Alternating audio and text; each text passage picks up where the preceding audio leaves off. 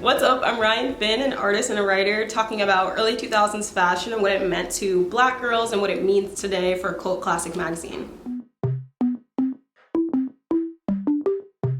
This all started with a discussion about what early 2000s fashion looked like and why. All over social media, including Pinterest, TikTok, Twitter, Instagram, early 2000s nostalgic content reigns supreme. It informs fashion trends, hairstyling trends, beauty trends. Think about Colleen Estrada doing a recent nostalgic early 2000s collection, or you can take a look at Glenn Martin's Diesel if you want some examples of the 2000s rising in popularity and resurging, or the fact that the resale and vintage market is increasing year over year in popularity and profit, and that the fast fashion market is largely inspired by early 2000s fashion. I think it's important to take a look back at the history of fashion in the United States, especially with the target on the early 2000s. So let's get into it. So the 2000s were informed by what was happening in culture at large. So think Y2K technology boom. We're moving into this computerized, futuristic world. So you'll see a lot of chrome and chrome-based colors and shiny things, metals, tech wear, spyware, hacker style fashion. But as well, when we move later into the 2000s, there is a massive boom in conservatism in the United States after the 9/11 attacks, which informed the extreme subcultures of the 2000s, as did the increase in fashion technology and globalization, which informed the fast fashion model. So after 9/11 in the United States, you did see some solemn collection. So this pushed a shift back into American traditional conservative minimal values in fashion on the high fashion runway for some designers.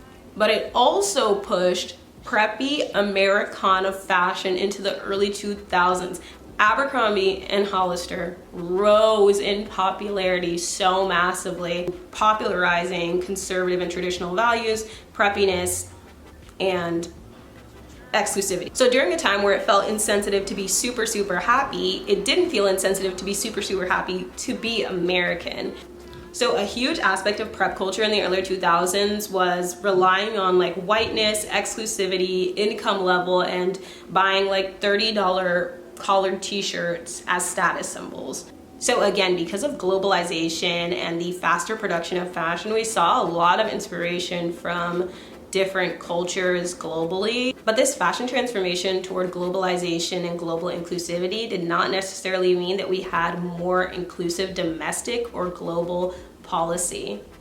While there was a rise in preppy, Americanized fashion, there was also a rise in criminalizing Black fashion in the United States. Governments in different states in the United States were literally trying to pass laws against Black people sagging, called sagging laws, which actually just referred to criminalizing Black people for existing. And fashion is usually ahead of the progress that we actually end up making as a society. It's like a hopeful look at what could be. But I think before we get into all that, it's important to talk about how trends even made it to the public at the time. Didn't you believe because I'm running wild, I ain't running free. So even though the early 2000s brought about fast fashion the way that we know it today, fast fashion in the early 2000s was still much slower than it is in the 2020s. Now you can literally log onto Instagram, Twitter, TikTok, learn about a new trend, participate in it the same day by ordering on your phone that you just watched the video on within seconds and have it delivered to you by Amazon same day. Back in the day, fashion was a lot slower. So many people engaging the fashion industry in the early 2000s relied still on catalogs.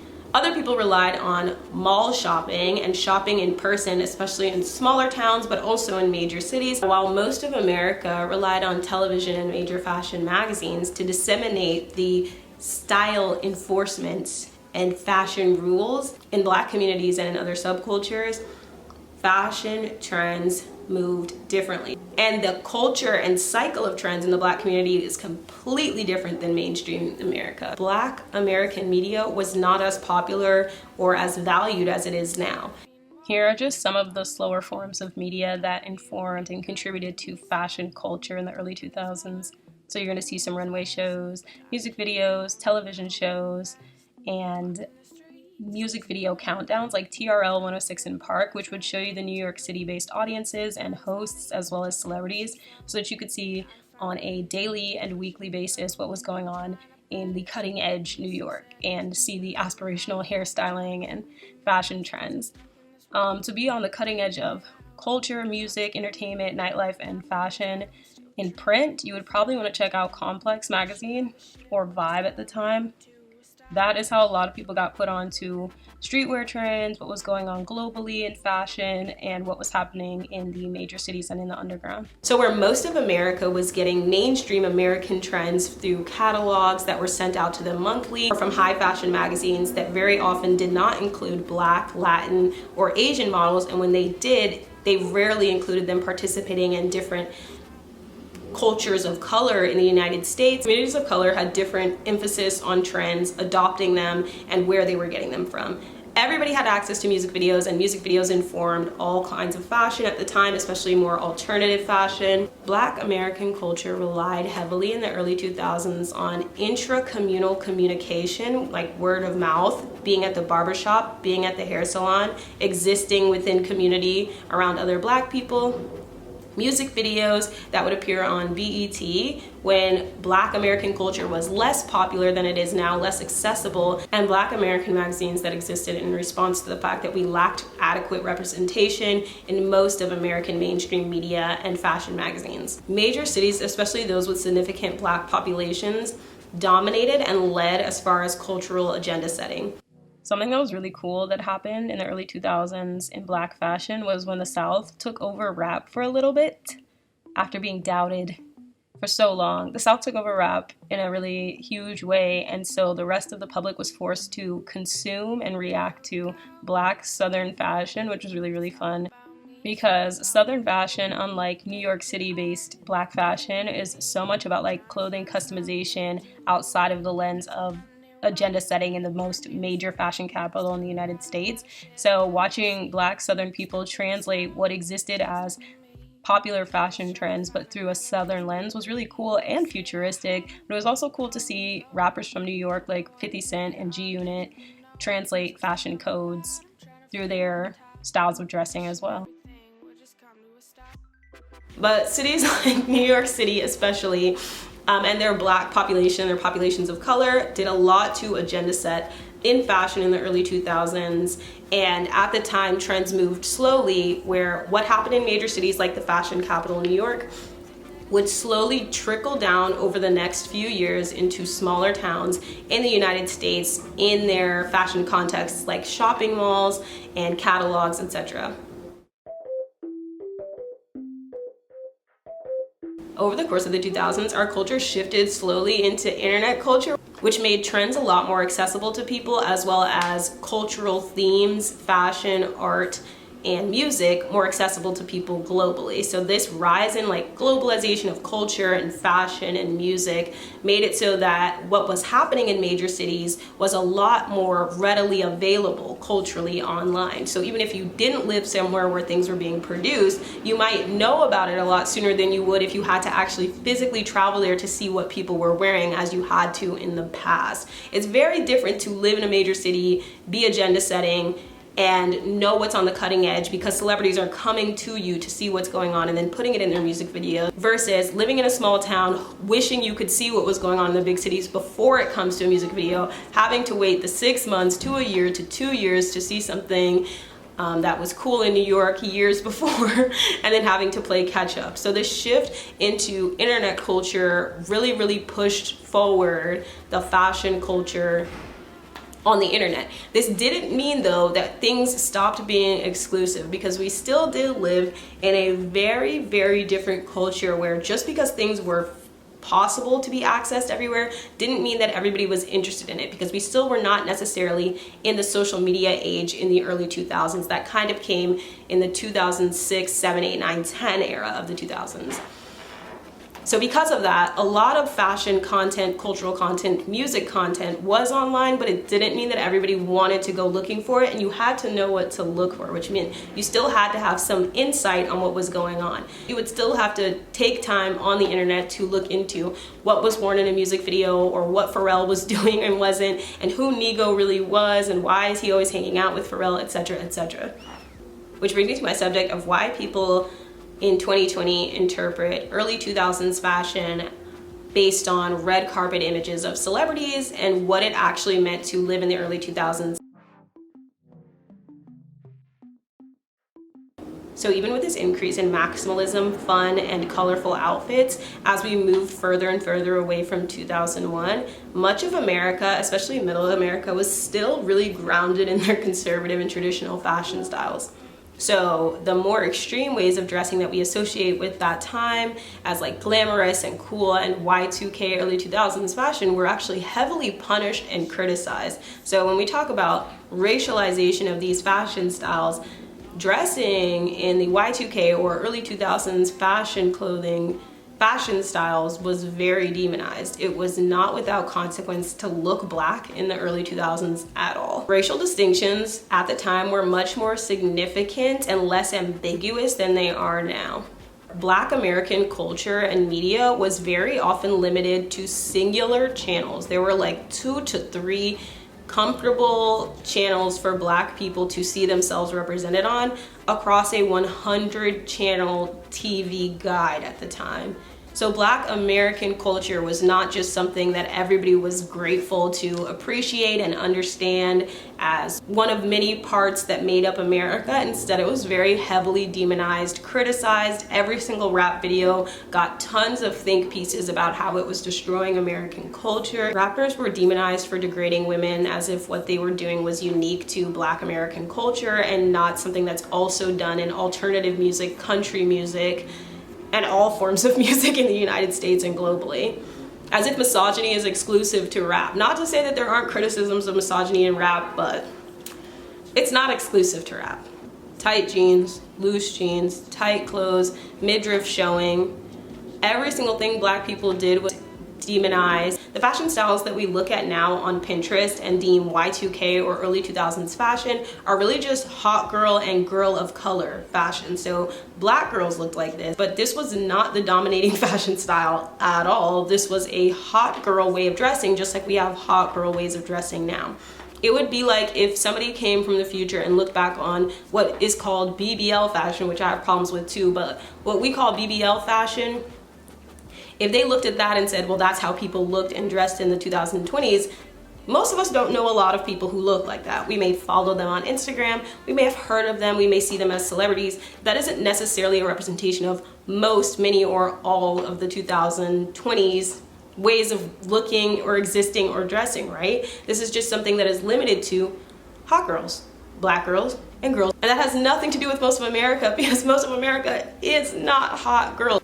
Now, even when we look at the Paris Hilton Y2K-ification of it all, they still weren't accessible to or worn by most Americans. Even if they were visibly recognizable because of media like television and wrap-up shows on VH1, it didn't mean that most Americans looked like that. It was definitely an aspirational look for some people who were interested in popular culture and fashion and trends, but it didn't mean that most Americans actually looked like that, because these are like extreme examples of celebrities dressing, right? The emphasis in Black American culture and cultures that are marginalized in the United States, emphasis on clothing customization. When you don't have things, it makes it very easy to search for ways of fashioning identity that set you apart in ways that you can. All aspects of existing on the margins in a society involve, at some point, people or groups of people in different cultures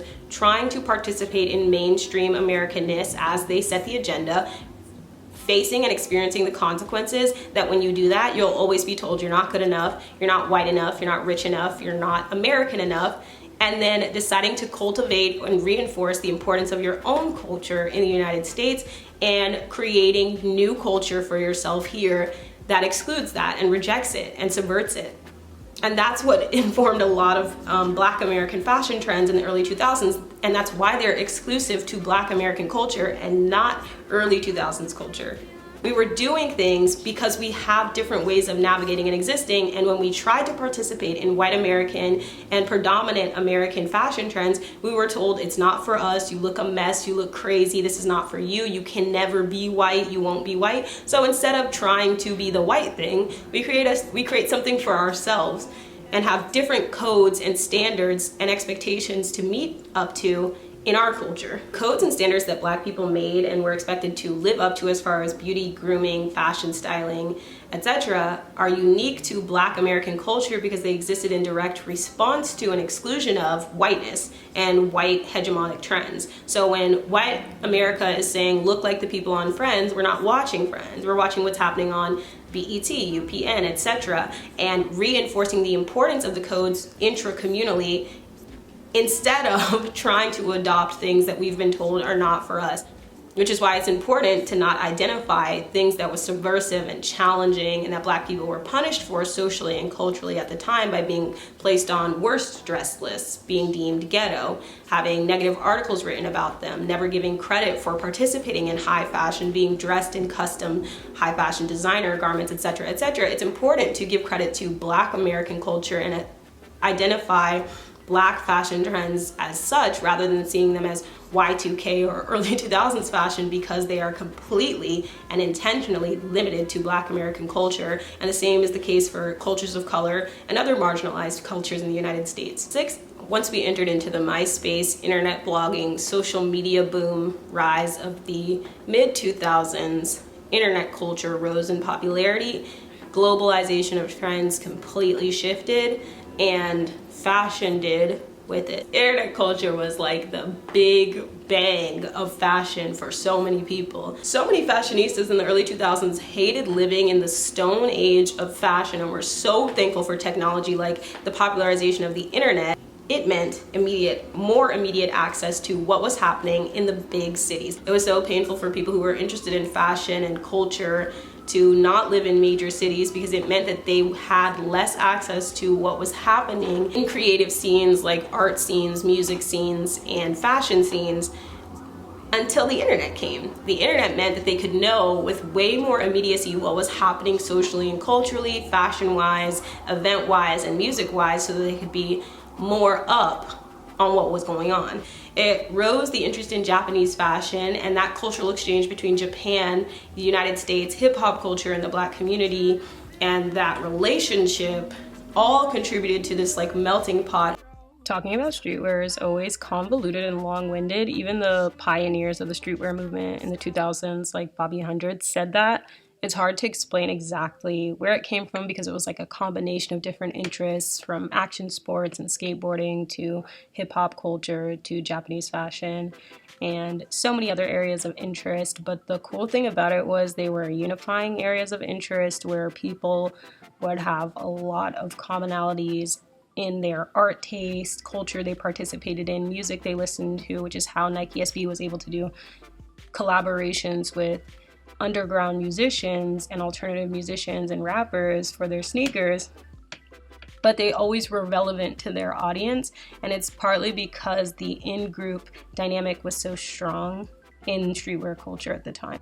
A unique aspect of the streetwear community is that it was really oriented around community and not just clothing. So it wasn't just about having the same clothing interests, it was about doing what you can to help people. A lot of streetwear brands did a lot of work in their local communities to build them up and support people and hire people and put people in positions that they may have not otherwise ever been able to get into, like working in the fashion industry and manufacturing and really, really cool stuff like that. That foundation is what developed some of the conventions of streetwear and the principles of streetwear design and culture, like collaborations, like brand times brand, came about because the brands actually connected with the other brands and their local communities in streetwear, not just as cash grabs. Subcultural identities were much more limited to the people actually contributing to and participating in them than they are now. Like, a lot of people now know about a lot of subcultures they have no intention to contribute to, no desire to participate in.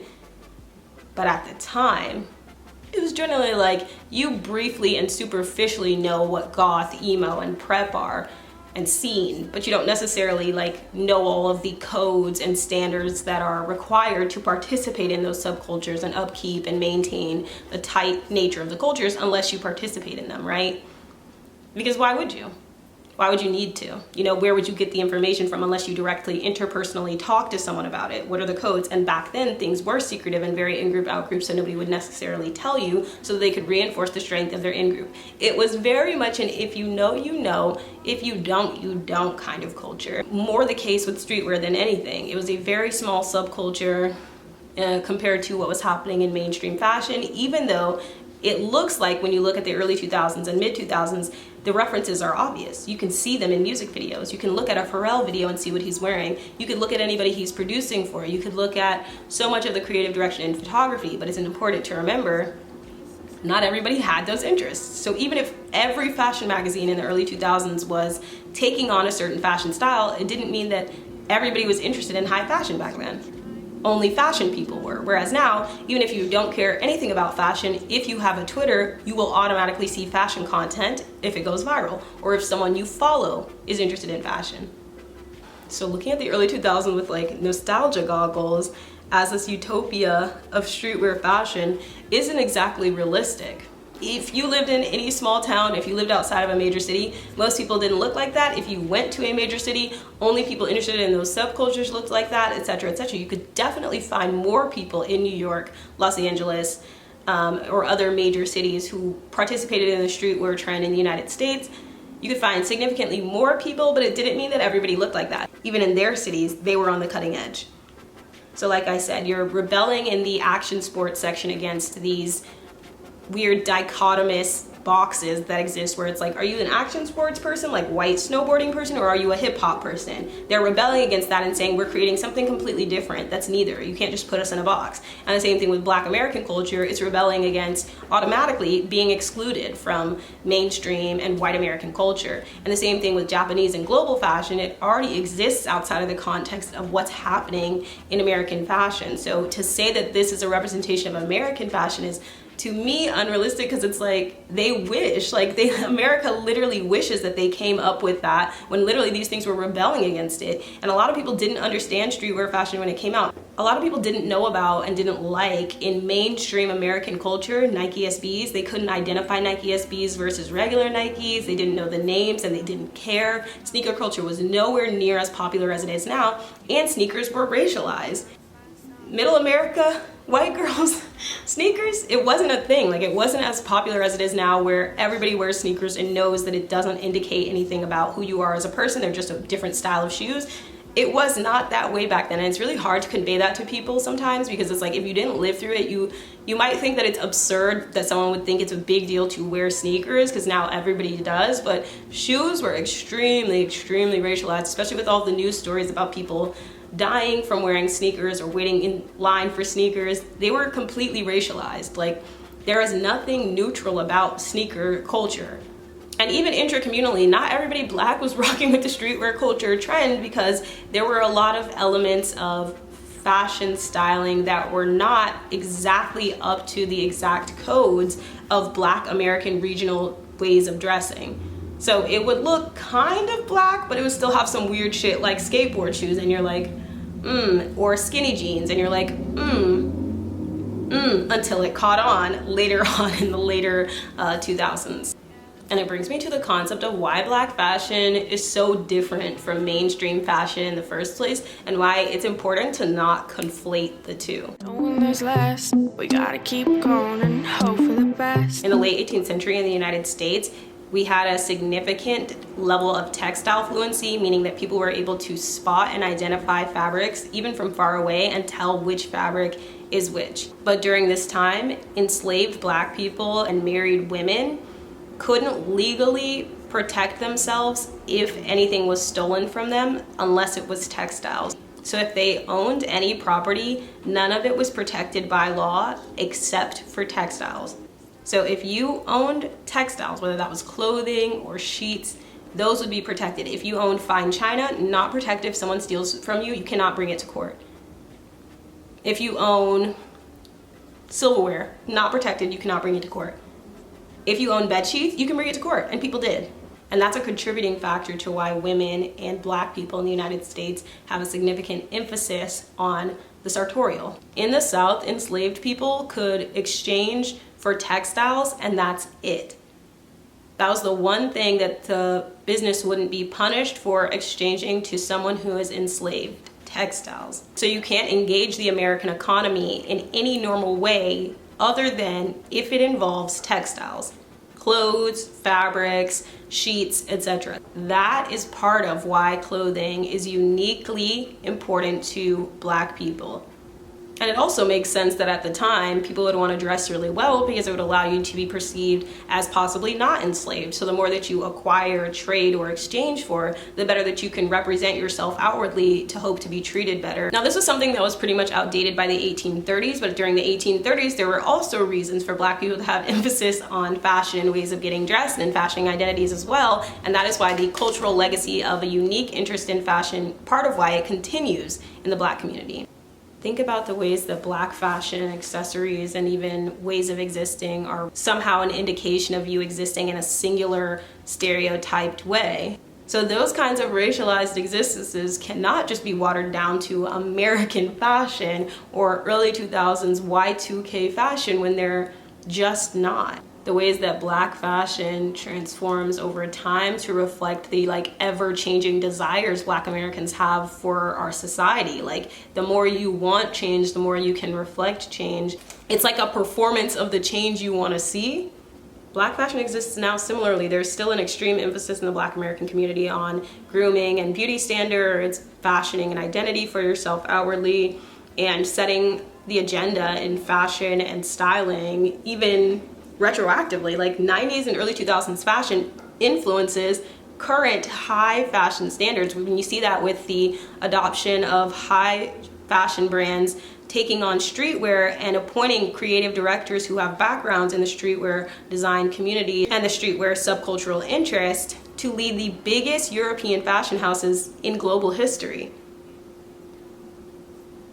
They're taking on fashion that happened over 20 years ago to sell to people all over the world based on what some kids were doing. I think it's important to make the distinction.